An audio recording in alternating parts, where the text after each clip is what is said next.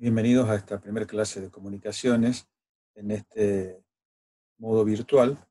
Mi nombre es Fernando Miralles, yo soy el profesor a cargo de los cursos 3K4 y 3K5. En este primer encuentro vamos a hablar sobre la física de las comunicaciones. La idea es recapturar los conceptos previos sobre física y química que nos van a permitir entender los fenómenos que se ponen en juego a la hora de querer transmitir señales a través de los medios físicos de transmisión. Nosotros podemos hacer una clasificación muy sencilla sobre los medios físicos de transmisión, catalogándolos en medios guiados y no guiados. Dentro de los medios físicos de transmisión guiados, podemos hablar de los cables, de las fibras ópticas y de las guías de onda.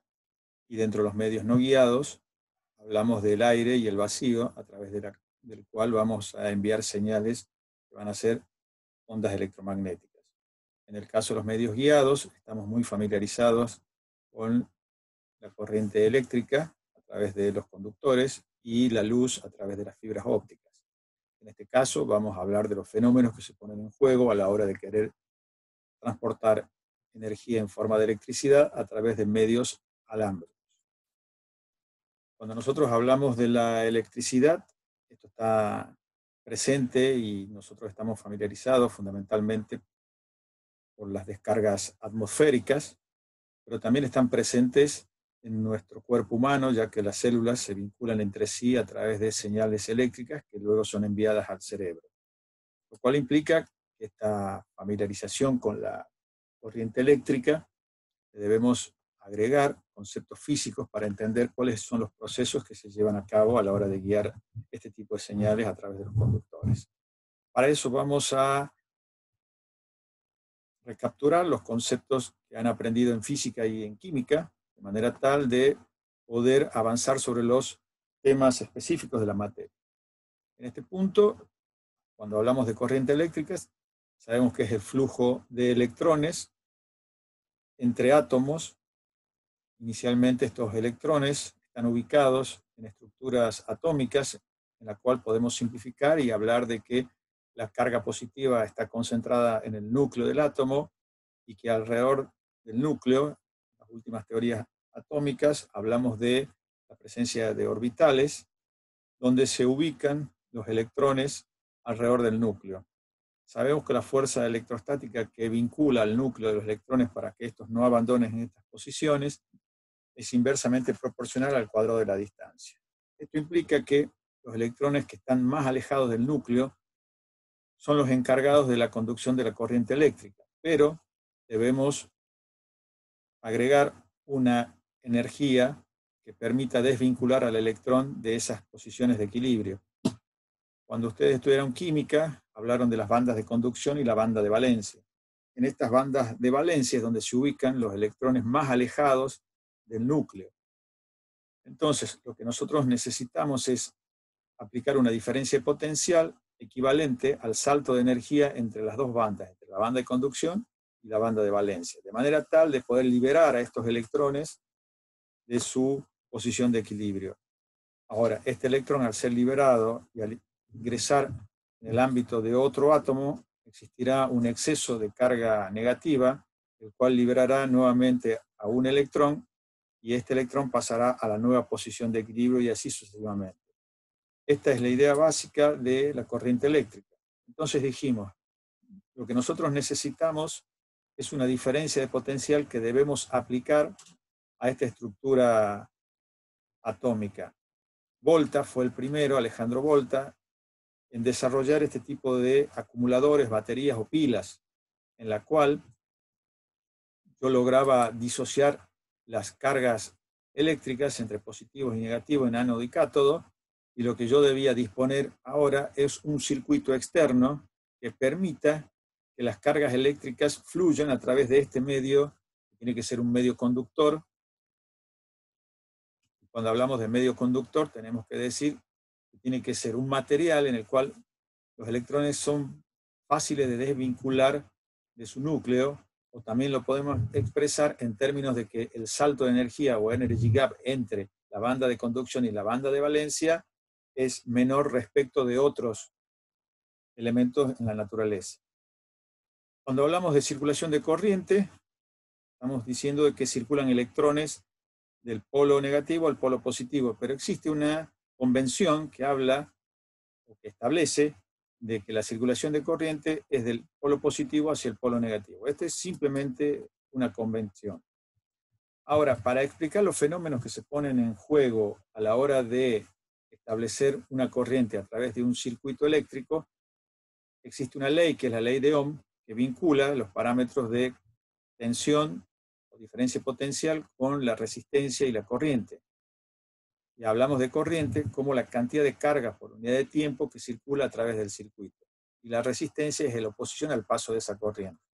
Entonces, esta relación directamente proporcional es la que establece la ley de Ohm, de la cual podemos despejar las otras variables como resistencia y corriente. Cuando hablamos de las unidades de diferencia potencial o tensión es el volt, en honor a Alejandro Volta, el ampere para la corriente y la resistencia para el ohm, sabiendo que la corriente, acuérdense, era la cantidad de carga por unidad de tiempo que circula por el circuito, o sea, cuántos electrones en definitiva van a estar circulando por este circuito.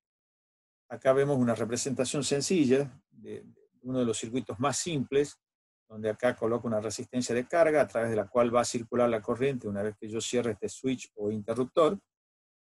Si yo observo una relación gráfica entre la tensión y la corriente, vamos a ver que esta es igual a una recta con una determinada pendiente, que es equivalente a la resistencia que ofrece el circuito a la circulación de la corriente. Ahora hay algo muy interesante. Si yo analizo colocando este switch, el circuito anterior, y digo, cuando cierre este circuito va a circular corriente, por lo cual la tensión va a permanecer constante mientras sea constante la tensión de la fuente. Ahora, si yo a este switch lo cierro y luego lo abro, la tensión va a tener un valor, supongamos de 5 volts, y la fuente de alimentación es de 5 volts, durante el tiempo que el switch esté cerrado, y cuando abre el switch esta tensión va a caer abruptamente, por lo menos desde el punto de vista teórico. Ya vamos a ver qué otros parámetros se ponen en juego a la hora de abrir y cerrar un circuito. Ahora, si este switch yo lo abro y lo cierro con un patrón temporal, que podemos llamar un periodo, el cual está cerrado y está abierto, y este patrón lo voy repitiendo, lo que yo voy a generar es lo que se denomina un tren de pulsos. En la anterior hablamos de un pulso y esto correspondería a una señal aperiódica. En cambio, un tren de pulsos con un patrón temporal correspondería a una señal periódica.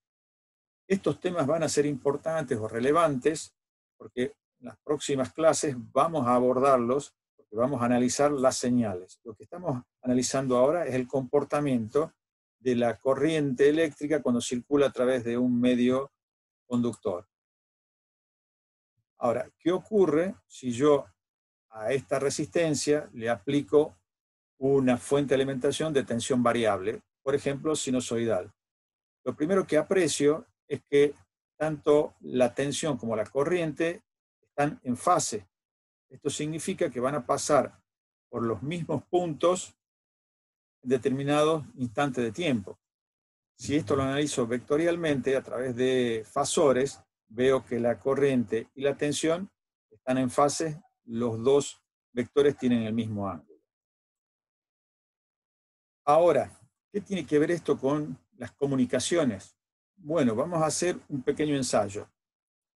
Supongamos que tenemos el circuito anterior, que tenía una batería o una fuente de alimentación, un switch, e inmediatamente tenía una resistencia. Y esa resistencia, por ejemplo, la podemos reemplazar por un LED. Y podemos ampliar este circuito, ya no en el orden de los centímetros, sino que planteamos de que esto puede tener longitudes de kilómetros. Por ejemplo, nuestro emisor, que estaría compuesto por esta fuente de alimentación más el interruptor o switch, se convierte en nuestro emisor. Los dos conductores que van a permitir la circulación de la corriente, supongamos que el emisor está en Carlos Paz y el receptor está en Córdoba. Entonces esto va a tener una longitud aproximada de 50 kilómetros. ¿Sí?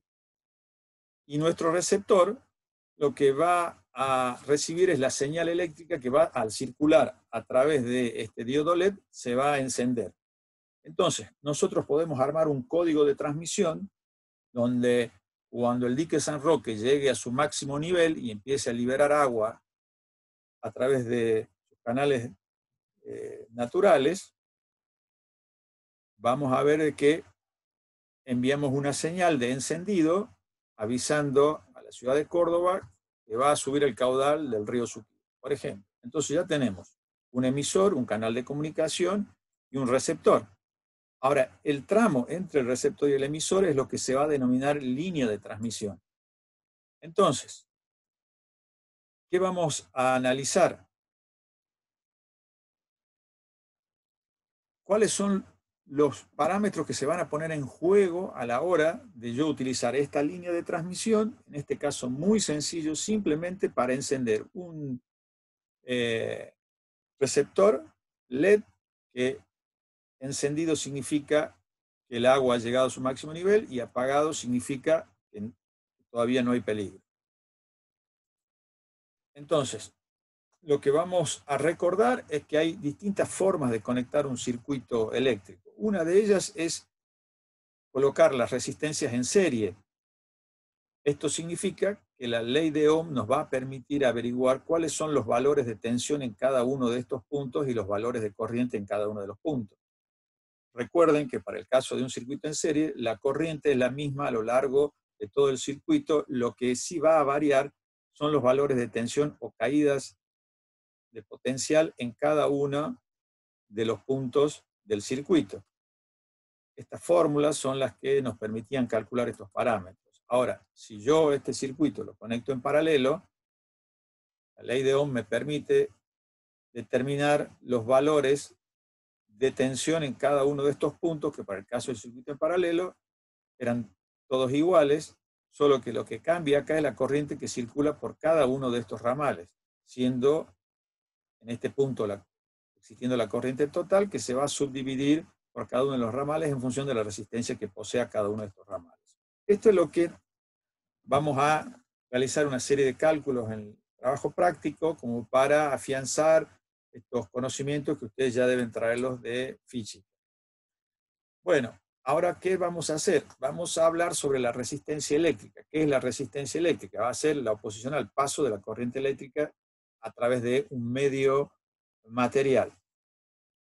En este caso, el medio material va a ser un conductor, un cable, y esta resistencia va a ser directamente proporcional a la resistividad del material con el que he construido el cable, y esta resistividad va a tener una relación directa con la estructura atómica del material que yo estoy utilizando. No es lo mismo que utilice cobre, no es lo mismo que utilice aluminio, no es lo mismo que utilice hierro, porque de acuerdo a la estructura atómica, de acuerdo a cuántos electrones poseen su último nivel de energía y cuán fuertemente estén ligados con su núcleo, cada uno poseerá un salto de energía necesario para pasar de la banda de valencia a la banda de conducción, que comparativamente los incorporará en una escala de elementos mejores o peores conductores de la corriente.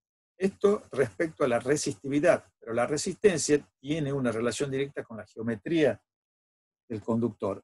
En este caso, queda explicitado a través de la fórmula de que es directamente proporcional a la longitud e inversamente proporcional a la sección transversal del conductor. ¿Qué significa esto? Que cuando un conductor posee una mayor longitud, poseerá una mayor resistencia, pero si ese conductor tiene una mayor sección, fíjense que acá está en el denominador, por eso es inversamente proporcional, la resistencia disminuirá. ¿Por qué? Porque las cargas circulan por todo el interior del conductor. Ahora, aquí existe un asterisco, y esto lo que nos me está diciendo es que este planteo teórico es para las señales continuas, quiere decir que no tienen variación en el tiempo. Pero como ya habíamos visto, nosotros queremos enviar pulsos de tensión que representan datos y nosotros queremos trabajar a una gran velocidad de transmisión. Entonces quiere decir que voy a tener señales de muy alta frecuencia involucradas en la transferencia de los datos. Cuando esto ocurre, se presenta un efecto que se llama efecto piel o efecto skin, y lo que implica es que las cargas dejan de viajar por el interior del conductor y empiezan a viajar por la parte periférica del conductor y luego simplemente por la superficie del conductor. Entonces, su resistencia va a estar en función de la superficie de conducción y no de la sección transversal. Esto es muy importante a la hora de entender el funcionamiento de las señales eléctricas a través de los medios físicos de transmisión alámbricos. Si aumento la frecuencia, las cargas no viajan por el interior, ya no depende del grosor del conductor, sino de la superficie. Por eso es que para conductores que van a guiar señales de alta frecuencia, lo que habitualmente se hace es no utilizar un solo conductor, sino utilizar conductores multifilares, de manera tal que multiplican la superficie de conducción de la corriente. Otro elemento a destacar es la conductancia eléctrica, que es la inversa de la resistencia.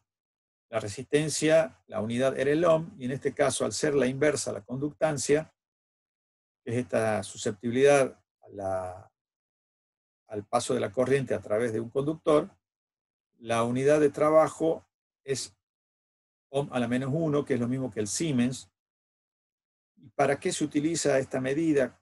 Bueno, cuando los valores de resistencia son muy pequeños, es más práctico utilizar el concepto de conductancia eléctrica, como es el caso justamente de los conductores metálicos, fabricados especialmente con una baja resistencia, y a la hora de realizar cálculos es más fácil trabajar con conductancia eléctrica que con su resistencia.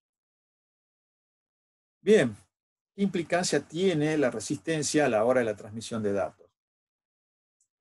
Si nosotros consideramos nuestro circuito simplificado, básico, de análisis, donde teníamos nuestro emisor, que era nuestra fuente de alimentación, que genera una señal, esta señal representaba nuestros datos, la incorporábamos en el circuito, y si ahora nuestra línea de transmisión la consideramos que tiene una resistencia igual a 0, cuando nosotros calculamos la potencia de la señal en el receptor, vamos a ver que esta potencia la podemos calcular como el producto de la tensión por la corriente.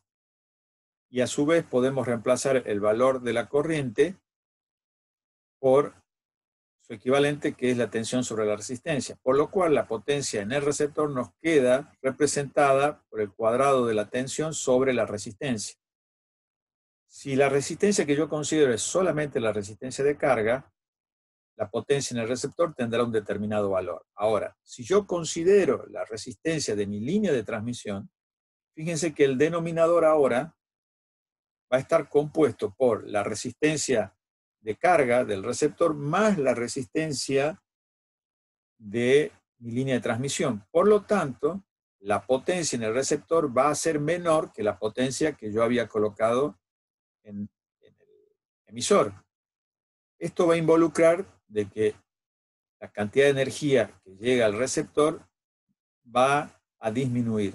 Entonces, esta consideración de incorporar a la línea de transmisión y a sus valores resistivos dentro del cálculo de la potencia que yo transmito y la que recibo, tiene consecuencias concretas.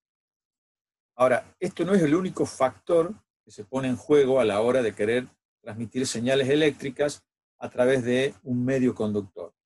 Otro de los fenómenos que hace su presencia es la inducción magnética. ¿Qué significa esto? Habíamos dicho que yo tenía una batería y que conectaba a los polos de esa batería un elemento conductor y empezaban a circular corriente. Empezaba a circular la corriente. O sea, circulaban electrones del polo positivo al polo negativo en el sentido convencional de la corriente. Ahora, esto tiene una consecuencia física, que es la aparición de un campo magnético alrededor del conductor. Y ese campo magnético es directamente proporcional a la cantidad de corriente. Este principio básico es sobre el cual se basa el genio de Nikola Tesla para fabricar su primer generador de corriente eléctrica. En este caso, lo que conocemos como corriente alterna.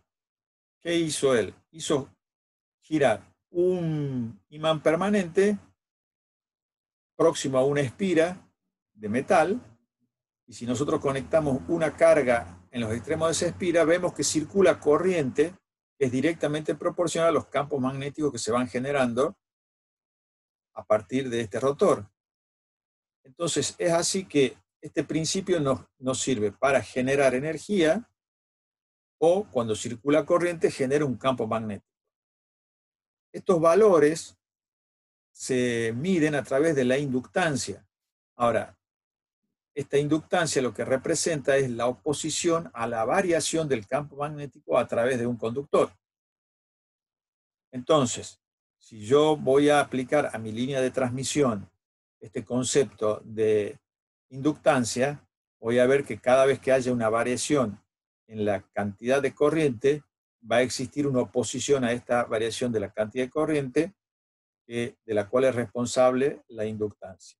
Ahora, estos valores para un conductor son muy pequeños, pero si yo quiero aumentar los valores de esta inductancia, es que varío la geometría del conductor. Y con solo variar la geometría del conductor, y esto significa, por ejemplo, generar una bobina con el conductor, como lo tenemos acá, vemos que esa inductancia aumenta, y esta formulación nos va a permitir analizar el aumento de la inductancia cuando yo cambio la forma del conductor. Fíjense que si yo genero una bobina con el conductor, la inductancia va a aumentar en forma directamente proporcional al cuadrado del número de espiras que posee el conductor, va a ser directamente proporcional a la permeabilidad magnética del núcleo.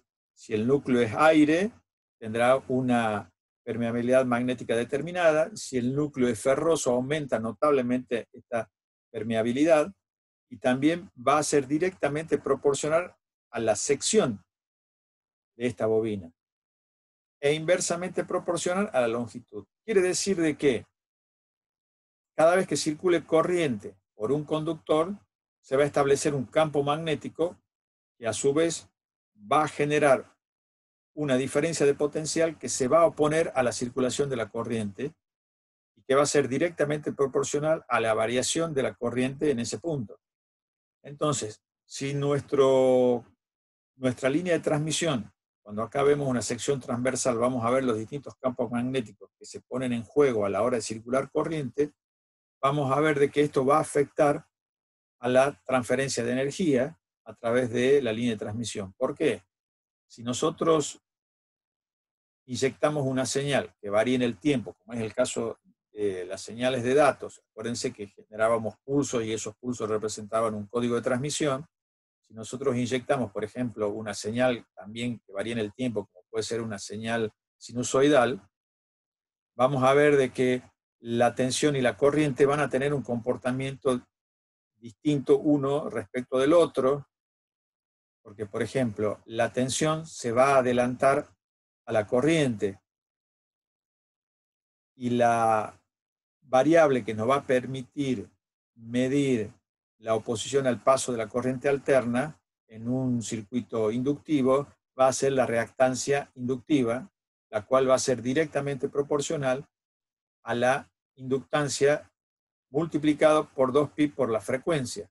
Y la frecuencia es la frecuencia de la señal. Quiere decir que a medida que aumente la frecuencia de mi señal, va a aumentar la reactancia inductiva, o sea, va a aumentar la oposición al paso de esa corriente alterna a través de nuestra línea de transmisión. Esta reactancia inductiva, la unidad de medida, es el ohm. Entonces decimos, bueno, ¿qué consecuencias va a tener esto en nuestro circuito eléctrico, que antes habíamos incorporado el concepto de resistencia y ahora incorporamos el concepto de inductancia? Bueno, el principal efecto que encontramos es un retardo en cuanto al valor de la corriente. Esto significa que cuando yo cierro el switch, el interruptor, para que este circuito circule corriente, la corriente no va a variar instantáneamente hasta su valor máximo, sino que va a tener un tiempo de retardo. Y ese tiempo de retardo vamos a ver que va a tener consecuencias a la hora de transmisión de datos, porque va a afectar lo que se denomina el sincronismo de la señal, que va a ser tema de una próxima clase. Pero acá empezamos a ver cuáles son los fundamentos físicos para después entender cuáles son las complicaciones que nos trae a la hora de plantear el sincronismo en una línea de transmisión. Otro efecto que se hace presente es el efecto capacitivo de los medios físicos de transmisión. ¿Qué significa esto? Que los conductores tienden a acumular cargas cuando yo inyecto una corriente eléctrica. Esto se puede apreciar tomando en cuenta, por ejemplo, un conductor al cual he aplicado una placa metálica, y el conductor continúa con otra placa metálica, pero en el medio tengo un elemento dieléctrico o aislante, que puede ser aire, que puede ser papel, etc. Entonces, estos dispositivos, que se llaman capacitores, lo que hacen es acumular cargas.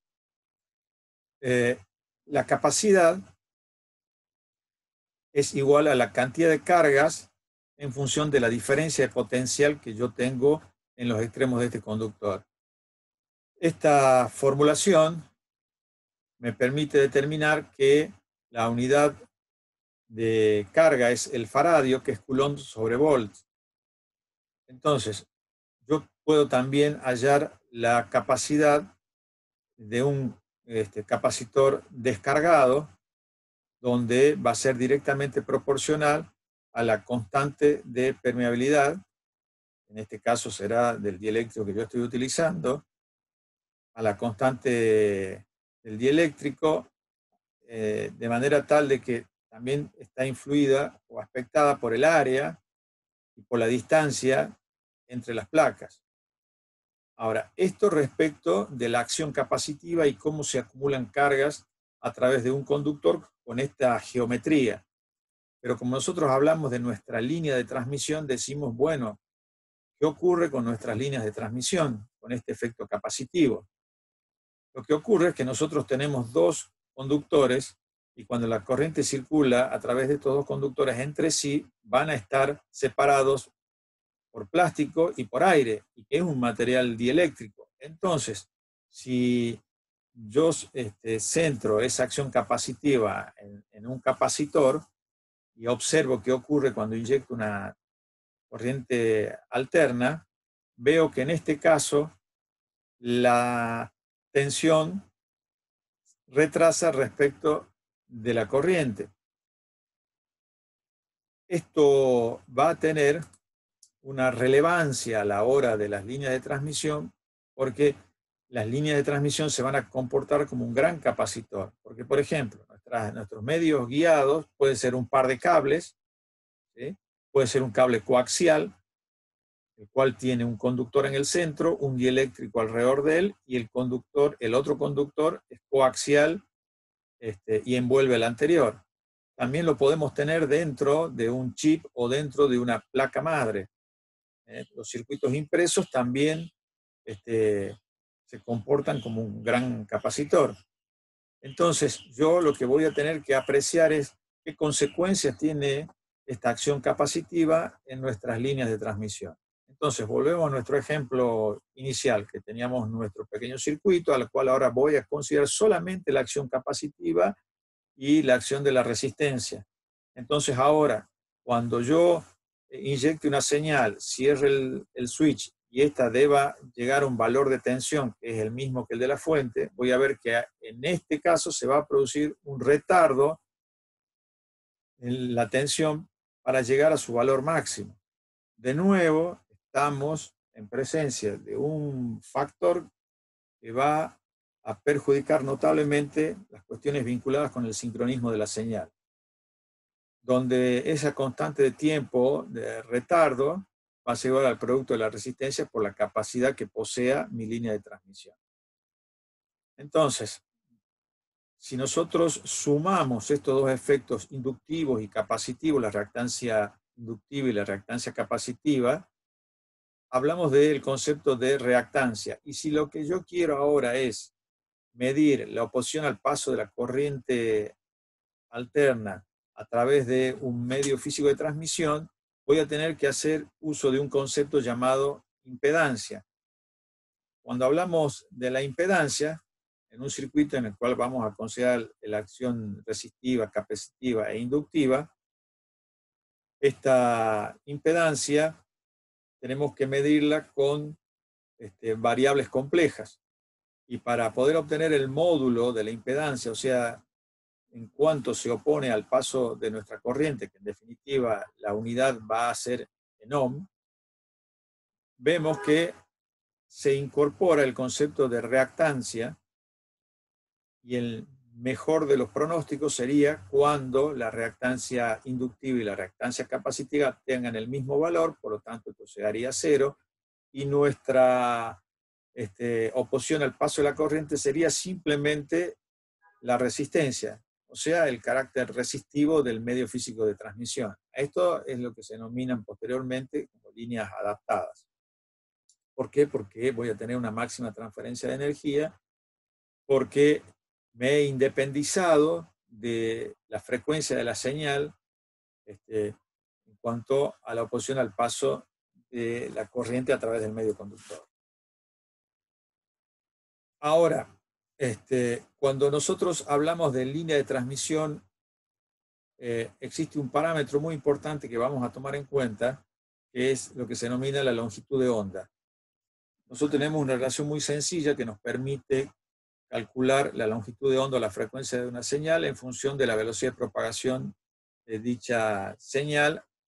En este caso, tomamos como parámetro la velocidad de propagación de una onda como la luz en el vacío, que es 300.000 kilómetros por segundo. Lo que nosotros apreciamos para, esto ustedes ya lo vieron en física, la longitud de onda es inversamente proporcional a la frecuencia. Entonces, en un gráfico donde se represente un periodo, esto es en función del tiempo, y este eje es en función de la distancia, cuando se cumpla un ciclo completo de variación de la señal, la longitud de onda es cuánto avanzó esa onda en el espacio. Entonces vemos que cuando una onda es de una determinada frecuencia, tendrá una longitud de onda determinada, pero si aumenta la frecuencia de la señal, esa longitud de onda disminuye. ¿Esto qué tiene que ver con nuestras líneas de transmisión? Bueno, cuando nosotros hablamos de inductancia, capacidad y resistencia, habíamos analizado en términos de lo que se denomina parámetros concentrados. Quiere decir que la corriente que circula a través del circuito tiene el mismo comportamiento a lo largo del circuito. Pero si ese circuito tiene una mayor longitud, estos parámetros no van a ser los mismos a lo largo del circuito. Y allí es donde se define como línea de transmisión. Entonces, inicialmente, uno puede plantear de que hablamos de línea de transmisión cuando tiene una gran longitud. Y allí empezamos a hablar de parámetros distribuidos como impedancia distribuida, reactancia distribuida. Pero hay un elemento que tenemos que tomar en cuenta y es la frecuencia de la señal que yo pretendo inyectar en esa línea de transmisión. Entonces, decíamos, inicialmente llamamos línea de transmisión aquella que tiene una gran longitud. Entonces, acá, por ejemplo, tenemos un cableado aéreo, tenemos estos son cables de cableado estructurado. Esto es un circuito impreso donde las dimensiones de los conductores que guían las señales tienen el orden de los centímetros o milímetros. Y acá tenemos un dispositivo de red donde tenemos una serie de conectores. Entonces decimos, ¿cuándo vamos a considerar a un cable como línea de transmisión y cuándo vamos a considerar a un cable como un circuito? Bueno, lo más importante es la longitud de onda de la señal que yo pretendo inyectar. Si yo inyecto señales de frecuencias cercanas a los gigahertz, la longitud de onda está en dimensiones cercanas a los centímetros y milímetros, dependiendo de la frecuencia. Quiere decir de que, dependiendo de la frecuencia de mi señal, un circuito impreso puede ser considerado una línea de transmisión si lo que yo estoy enviando allí son señales de alta frecuencia. Y de hecho, en las placas madres de sus ordenadores, a ustedes les gusta tener muchos gigahertz. Quieren que el micro sea de 3, 6, 8 y si tienen más gigahertz, mejor. Ya veremos después qué implicancias tiene esto a la hora de la transmisión de datos. Pero inicialmente podemos decir de que esto va a permitir que los parámetros que se involucran en la transmisión de estas señales pueden llevar a que un circuito del orden de los centímetros se convierta en una línea de transmisión, o que un circuito con líneas de kilómetros de extensión se comporten como líneas de transmisión. Entonces, quiere decir que la frecuencia de nuestra señal va a tener una relevancia muy importante. Ahora, cuando hablamos en términos generales de línea de transmisión, independizándonos del concepto de frecuencia, cuando hablamos de línea de transmisión hablamos de parámetros distribuidos. Entonces vamos a hablar de resistencia, inductancia y capacidad a lo largo de nuestra línea de transmisión como parámetros distribuidos. Lo que vamos a poder hacer es calcular la impedancia distribuida a lo largo de la línea de transmisión. Pero hay algo muy importante a la hora de hablar de transferencia de energía a través de líneas de transmisión. Cuando yo inyecto una señal, ya sea tensión o corriente, a través de una línea de transmisión, parte de esa señal se va a ver reflejada dentro de la línea de transmisión y va a ser la responsable de la atenuación de la señal.